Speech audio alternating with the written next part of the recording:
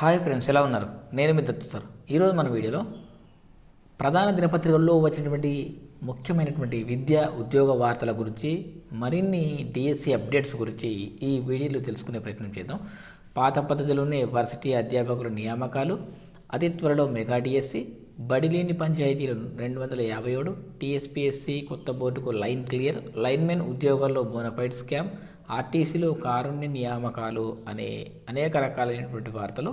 So ఇందులో ఉన్నాయి. వీటితో పాటు ఇంటర్ అర్హతతో 3500 పోస్టుల గురించి, దాంతోపాటు ప్రభుత్వ ఉద్యోగాలకు అప్లై చేయడానికి చివరి తేదీ ఉన్నటువంటి అవకాశం ఉన్నటువంటి నోటిఫికేషన్ల గురించి, సో ఇట్లా విద్యారంగ సమస్యల గురించి, సో పాత పద్ధతిలోనే మరి వర్సిటీ అధ్యాపకుల నియామకం కదా, సో ఆ పోస్టుల గురించి, సో వీటన్నిటి గురించి డిఎస్సిపై విద్యాశాఖ కసరత్తు, ఈ విధంగా అనేక రకాలైనటువంటి అప్డేట్స్ అయితే ఈరోజు ఉన్నాయి ఫ్రెండ్స్.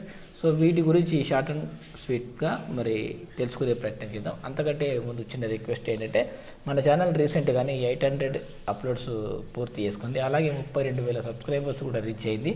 సో ఇదంతా మీ సపోర్ట్ వల్లే జరిగింది. మీ సపోర్ట్ అయితే నాకు కంపల్సరీ అవసరము. సో కాబట్టి దయచేసి నా ఛానల్ని కంటెంట్ గమనించి నచ్చితే సబ్స్క్రైబ్ చేసుకోండి. అలాగే మీ ఫ్రెండ్స్ ఎవరైనా ఉంటే వాళ్ళకు కూడా షేర్ చేయండి. ఎందుకంటే పొద్దున లేవగానే మన వీడియో ఒకటి ఖచ్చితంగా అప్డేట్ వీడియో వస్తుంది. మళ్ళీ ఇంకా వేరే స్పెషల్గా వీడియో చేయాలనుకుంటే మీరు కామెంట్లో మెన్షన్ చేస్తే డెఫినెట్గా స్పెషల్గా వీడియో చేస్తా టాపిక్ గురించి. సో ఇంకో చిన్న రిక్వెస్ట్ ఏంటంటే, డిఎస్సి ఆన్లైన్ టెస్టులు, so school assistant Telugu, school assistant social, ఎస్జిటికి సంబంధించిన పరీక్షలు రాయాలనుకునేవారు ఈ స్క్రీన్పై కనిపిస్తున్నటువంటి నెంబర్కి సంప్రదించండి. వాట్సాప్లో హాయ్ అని మెసేజ్ పెట్టండి. సో మీరు ఏ సబ్జెక్టు ఎగ్జామ్ రాయాలనుకుంటున్నారో మరి దానికి సంబంధించి డీటెయిల్ మీరు పెట్టండి. నేను ఫర్దర్గా మా వాళ్ళు పూర్తి డీటెయిల్స్ మీకు చెప్తారు. ఇక తర్వాత వచ్చినట్టయితే ముందుగా ఒక వార్త వచ్చింది. అది బడిలేని పంచాయతీలు 257, వాటిలో 122 చోట్ల మాత్రమే పాఠశాలలు అవసరం, పాఠశాల విద్యాశాఖకు డిఈఓల నివేదికలు అని చెప్పేసి వార్త వచ్చింది. అయితే బడిలేని పంచాయతీలు 257 ఉన్నప్పటికీ అవసరమున్న చోట్లే తీసుకుంటారంట. అవి 122 మాత్రమే అవసరం ఉన్నాయంట. అంటే ఇక్కడ కొన్ని జిల్లాల గురించి డీటెయిల్గా ఇచ్చారు. సో ఇది పూర్తిగా ఈ ఆర్టికల్ మీరు చదువుకోవాలంటే మన వాట్సాప్ గ్రూప్లో జాయిన్ అయిపోండి. లింక్ డిస్క్రిప్షన్లో ఇస్తా. మీరు వెంటనే ఈ డిస్క్రిప్షన్లో ఇచ్చినటువంటి లింక్ ద్వారా క్లిక్ చేసి వాట్సాప్ గ్రూప్లో జాయిన్ అయిపోండి. డిస్క్రిప్షన్తో పాటు కామెంట్ బాక్స్లో కూడా లింక్ ఇస్తాను. సో ఈ విధంగా ఓవరాల్గా తీసుకుంటే మనకు బడులు లేనివి, బడులు అవసరం ఉన్నవి అని చెప్పేసి ఇక్కడ ఒక వార్త అయితే వచ్చిన ఒక టేబుల్లో పోతే చూసుకోవచ్చు. ఈ విధంగా 32 జిల్లాలో 12,769 గ్రామ పంచాయతీలు ఉండగా వాటిలో 30 జిల్లాలో 251 చోట్ల ప్రభుత్వ బడులు లేవని తేలిందట. సో ప్రభుత్వ బడులు లేని జాగాలు కూడా మరి కొత్త స్కూల్ అయితే స్టార్ట్ చేయాల్సిందే. ఇక తర్వాత టీఎస్పీఎస్సి కొత్త బోర్డుకు లైన్ క్లియర్, చైర్మన్ 3 సభ్యుల రాజీనామాకు గవర్నర్ ఆమోదం అని చెప్పేసి ఒక వార్త వచ్చింది. సో మరి లీకేజీలతో తీవ్ర వ్యతిరేకత వచ్చింది. కొత్త సర్కార్ రాగానే రాజీనామాలు చేయడం జరిగింది. మరి కొత్త బోర్డులు ఎప్పుడు ఎన్నుకుంటారని తెలియదు. సో ఇంకో వార్త కూడా వచ్చింది మనకు వెలుగు పత్రికలో. 257 గ్రామ పంచాయతీల్లో ఒక్క స్కూల్ కూడా లేదంట. అందులో 122 జిల్లా గ్రామ పంచాయతీల్లో బడులు అవసరం ఉన్నాయట. మరి వెల్లడించిన విద్యాశాఖ అధికారులు మిగతా దాంట్లో ఎందుకు అవసరం లేదు అంటే, అవి మరీ చిన్నగా ఉండొచ్చు, అక్కడ స్ట్రెంత్ లేకపోవచ్చు, సో ఇట్లా ఇతర కారణాలు ఏమైనా ఉండొచ్చు, లేదంటే దాని పక్కనే ఏమైనా స్కూల్ ఉండొచ్చు, సో దగ్గరలో మరి 1/2 కిలోమీటర్ 1 కిలోమీటర్ దూరంలో కూడా ఏదైనా స్కూల్ ఉండొచ్చు, సంథింగ్ ఏదైనా కారణాలు ఉండొచ్చు. సో అందువల్ల మరి 122 స్కూల్లే అవసరం, మిగతా స్కూల్ అవసరం లేదని చెప్పేసి ఒక వార్త రావడం జరిగింది.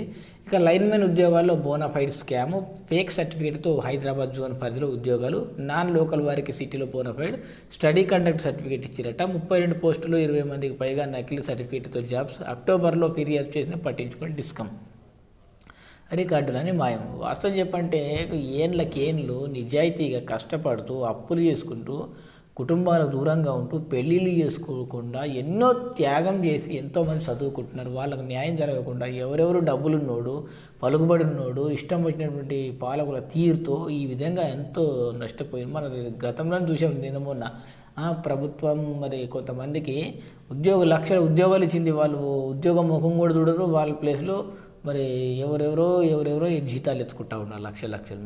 మరి దీనికి కారణం ఎవరు? మీరే కామెంట్ సెక్షన్లో చెప్పండి. ఇక తర్వాత డిఎస్సిపై విద్యాశాఖ కసరత్తు, టెట్ టీచర్ల ప్రమోషన్స్పై తర్జనభర్జనలు, కొత్త ప్రభుత్వం లక్షలాది కొలువులు కల్పించేందుకు అడ్డంకులన్నీ తొలగిపోయాయి.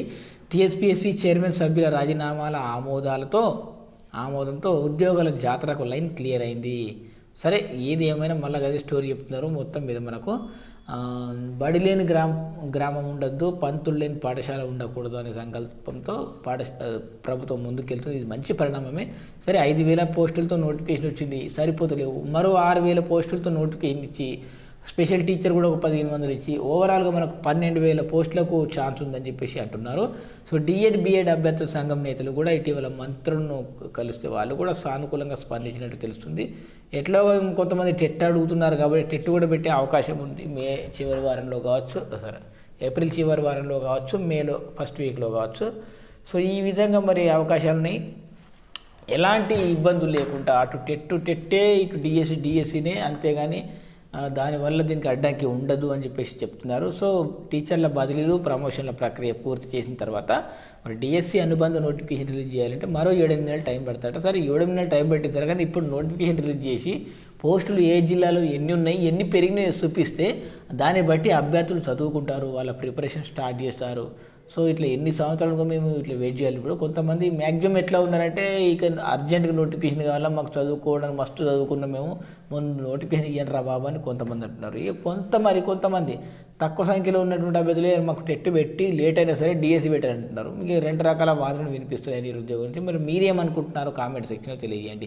అర్జెంటుగా ప్రజెంట్ 12,000 పోస్టులతో డిఎస్సి కావాలా, మెగా డిఎస్సి 20,000 పోస్టులతో కొంచెం లేట్ అయినా పర్లేదు అని అనిపిస్తుందా మీకు? చెప్పండి. మరి పరిస్థితులు ఎట్లా ఉండబోతున్నాయి మీరు ఆలోచించి కామెంట్ సెక్షన్ తెలియజేయండి. సో ఈ విధంగా మరి పాత పద్ధతిలోనే వర్సిటీ రిక్రూట్మెంట్లు అంట మరి 1977 ఖాళీలపై ప్రభుత్వానికి నివేదిక ఇవ్వడం జరిగింది. 2017లో 1,061 పోస్టుల భర్తీకి ఆర్థిక శాఖ ఆమోదం తెలిపింది. విచిత్రం ఏంటంటే ఆర్థిక శాఖ ఆమోదం తెలిపిందంటే ఖచ్చితంగా రిక్రూట్మెంట్ చేసేలా. ఆర్థిక శాఖ ఆమోదం తెలిపినా ఆ పోస్టులు భర్తీ చేయరు. మన దరిద్రం అట్లుంది మరి తెలంగాణలో. సో ఇట్లుండే పరిపాలన ఇంతకుముందు. ఆర్టీసీలో కారుణ్య నియామకాలు 813 మందిని కండక్టర్లుగా నియమిస్తాం, 10 ఏళ్ల పెండింగ్ సమస్య పరిష్కరిస్తాం, 275 బస్సులు కొనుగోలు చేస్తాం, గత నెలలోని 80 బస్సులు ప్రారంభించాం. మంత్రి పొన్నం ప్రభాకర్ ఆవేశంతో ఆర్టీసీ సిబ్బందిపై దాడులు వద్దు అని చెప్పేసి మరి టీఎస్ఆర్టీసీ ఎంటీ బీసీ సజ్జనార్ తెలియజేయడం జరిగింది. ప్రజలు ఉచిత పథకాలను కానీ ఏదో దాని అవసరం మేరకు ఉపయోగించుకోవాలి, కానీ మరి అవసరం ఉన్నా లేకున్నా ప్రధానికి పోయి మరి ఉద్యోగులపై దాడులు చేయడం కానీ ఇది కరెక్ట్గా అని చెప్తున్నారు. సో 813 మందిని మరి ఆర్టీసీలో కారుణ్య నియామకాల ద్వారా మరి నియమిస్తామంటున్నారు, ఉద్యోగాలు ఇస్తామంటున్నారు. 10 ఏళ్ళ సమస్యకు చెక్ పెడతారట. అరే, ఇది ఒక మంచి పరిణామం కానీ మనం భావించాలి. ఇక తర్వాత పాత పద్ధతిలోనే యూనివర్సిటీ అధ్యాపకుల నియామకాలు, విశ్వవిద్యాలయం యూనిట్గా పోస్టులు, కామన్ నియామక బోర్డును వెనక్కి తీసుకోండి సర్కారు యోచన, త్వరలో గవర్నర్ విద్యాశాఖ సంప్రదింపులని వార్త వచ్చింది. ఇక పాత పద్ధతిలోనే మనకు ఇది భర్తీ చేస్తారట. మరి విశ్వవిద్యాలయాల వారీగా అధ్యాపకుల పోస్టుల వివరాలు ఇక్కడ యూనివర్సిటీలు మొత్తం మీద ఉస్మానియా, కాకతీయ, అంబేద్కర్, పొట్టి శ్రీరాములు, తెలంగాణ, మహాత్మా గాంధీ, శాతవాహన, పాలమూరు, జేఎన్టీయూహెచ్, జేఎన్ఎఫ్ఏయు, ఆర్జీయూకేటీ, మహిళ అని చెప్పేసి మొత్తం మీద మరి యూనివర్సిటీలు ఉన్నాయి. మొత్తం శాంక్షన్ పోస్టులు వచ్చినట్లయితే 2,825, పనిచేస్తుంది మాత్రం 873 మంది మాత్రమే. మరి ఖాళీలు 1,977, భర్తీ చేసేవి మాత్రం 1,061. అంటే 1,977 ఖాళీలు ఉంటే 1,061 మాత్రమే భర్తీ చేస్తారట. సో ఇట్లా కాకుండా ఈ శాంక్షన్ పోస్టులు 2,825 కదా, మరి పని చేస్తుంది ఎంతమంది? 873 మంది. సో ఈ 873 మీద మిగతా ఎన్ని ఉంటాయి? సుమారు 1,900 చిల్లర ఉంటాయి. ఈ 1,900 పోస్టులు మొత్తం మరి భర్తీ చేయాలా. సో ఇది అసలైనటువంటి పద్ధతి. సో ఇది స్క్రీన్ షాట్ తీసుకోండి ఫ్రెండ్స్.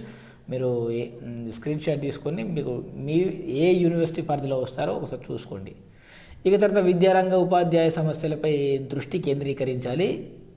యూఎస్పీసీ జాక్టో నాయకులపై నమోదు చేసిన అక్రమ కేసులు ఎత్తేయాలి. అంటే మొన్న తెలంగాణ ఉద్యమంలో పనిచేసినటువంటి ఎంతోమంది అభ్యర్థులకు మరి కేసులు ఎత్తేయడం జరిగింది కదా ప్రభుత్వం. సో అట్లనే విద్యారంగ ఉపాధ్యాయ సమస్యలపై మరి ఎవరైతే పోరాడారో వాళ్ళ కేసులు కూడా ఎత్తేయని చెప్పేసి అడుగుతున్నారు. మరి ప్రభుత్వం ఏం చేస్తుందో చూడాలా. ఇక తర్వాత ప్రభుత్వ ఉద్యోగాలకు చివరి తేదీలు వచ్చినట్లయితే మనకు యూపీఎస్సీ స్పెషల్ గ్రేడ్ 3 78 పోస్టులకు జనవరి 11 వరకు చివరి తేదీ ఉంది. సిఎస్ఐఆర్ 446 పోస్టులకు జనవరి 12వ తేదీ మరి అవకాశం ఉంది. ఐఐఎస్ఓ స్టీల్ ప్లాంట్ 49 పోస్టులకు జనవరి 18 వరకు అవకాశం ఉంది. ఇండియన్ నేవీకే సరే, మరి మీకు కావాలనుకుంటే ఇది ఒకసారి మీరు స్క్రీన్ షాట్ తీసుకోండి. స్క్రీన్ షాట్ తీసుకుంటే మనకు సరిపోతుంది. ఇక తర్వాత అతి త్వరలో మెగా డిఎస్సి, తెలంగాణలో మెగా డిఎస్సి అతి త్వరలో ప్రకటించే అవకాశం కనిపిస్తుంది. గతేడాది 5,089 టీచర్ పోస్టులు నోటిఫికేషన్ విడుదల చేయగా 6,000 వరకు పోస్టులు కలిపి మెగా డిఎస్సి నిర్వహించిన ప్రభుత్వం భావిస్తుంది. దీనిపై త్వరలో నిర్ణయం తీసుకుంది. ఇక అదేవిధంగా 1523 స్పెషల్ ఎడ్యుకేషన్ టీచర్ల భర్తీకి ప్రభుత్వం ఆర్థిక శాఖ అనుమతి కూడా ఇచ్చింది.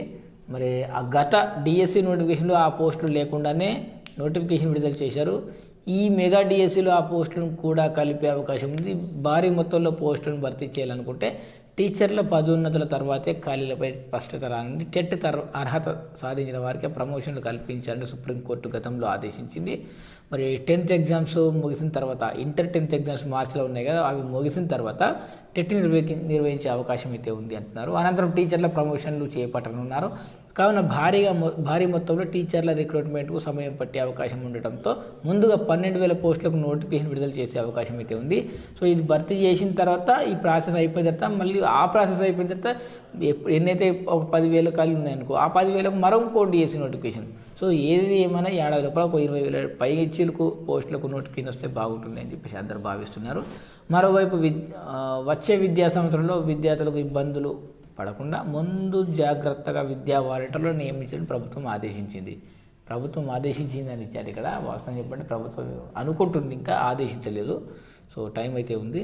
సో ఇక ఇంటర్ అర్హతతో 3,500 పోస్టులు నిరుద్యోగులకు Indian air force good news అందించి అగ్నిపథ్ స్కీమ్ కింద 3,500 పోస్టులకు నోటిఫికేషన్ అయితే విడుదల చేసింది. జనవరి 11 నుంచి ప్రక్రియ ప్రారంభం కానుంది. స్త్రీ పురుషులకు ఫిబ్రవరి 6లోపు ఆన్లైన్ దరఖాస్తు చేసుకోవచ్చు. అభ్యర్థుల వయోపరిమితి 21 ఏళ్ళలోపు ఉండాలి. అంటే 2004 జనవరి 2 నుంచి 2007 జూలై 2 మధ్య జన్మించి ఉండాలి. ఇంటర్ ఎంపీసీలో కనీసం 50% మార్కులు సాధించి ఉండాలి. ఇక దాంతోపాటు ఇంగ్లీష్లో కూడా 50% మార్కులు ఉండాలి. ఇంజనీరింగ్ డిప్లొమా చేసిన వారు లేదా ఇంటర్ వొకేషనల్ కోర్సులు చేసిన వారు దరఖాస్తు చేసుకోవచ్చు. సో ఈ పోస్టులకు ఎంపికైన అభ్యర్థులకు మొదటి సంవత్సరం 30,000, రెండో సంవత్సరం 33,000, మూడో సంవత్సరం 36,500, నాలుగో సంవత్సరం 40,000 చొప్పున శాలరీ అయితే రానుంది. సో ఇది అగ్నిపథ్కు సంబంధించినటువంటి స్కీమ్ కింద ఈ పోస్టులు అయితే ఉన్నాయి. సో ఇవి ఫ్రెండ్స్, మరి ఈ వీడియో కనుక మీకు నచ్చినట్లయితే లైక్ చేయండి, షేర్ చేయండి, కామెంట్ చేయండి, మన ఛానల్ని సబ్స్క్రైబ్ చేసుకోండి. Thanks for watching. Bye.